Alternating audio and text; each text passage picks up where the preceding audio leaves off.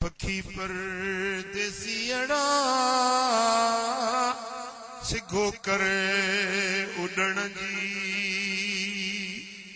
Y छो विसारई वतन ते वरण जी काडे तू जमारू छड़े व्या अबाणा छड़े व्या अबाणा पखी परदेसियड़ा वेठायूं उड़ाना। इको खत्म करे, आवाज थोड़ा ज्यादा करे। ओ पखी परदेसियड़ा सिघो करे उड़न जी वाई छो विसारई वतन ते वरण जी काडे तू जमारू छड़े व्या अबाणा अबो व्यो अमड़ वई मिट व्या यार व्या दोस्त व्या सुभाणे असां के बहलणो।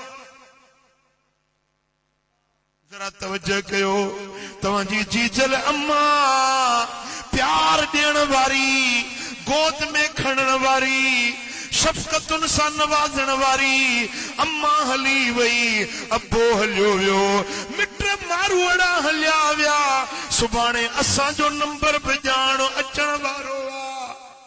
मुंहिंजा दोस्तो अॻिते जी तयारी अॻिते जे लाइ इंतज़ाम करणो आहे। हर मोमिन के पंहिंजे मौत जी यादगिरी रखनी आ पंहिंजे कब्र क़यामत जी तयारी करनी आ।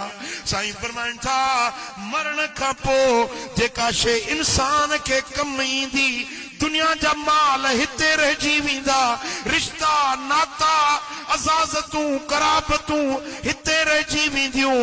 मरण खां पोइ जेका शइ कम ईंदी सा अमल सालिह। मरण खां पोइ निमाज़ कम ईंदी मरण खां पोइ अल्लाह जो ज़िक्र कम ईंदो मरण खां पोइ दुरूदो सलाम कम ईंदो मरण खां पोइ जेको अॼु वेही मस्जिद में अल्लाह जो नालो वरतुई रोज़ो रखी ज़िक्र कई क़ुरान पढ़ी इहे सालिह अमल तोखे मरण खां पोइ नफ़ो ॾींदा। सुभान अल्लाह।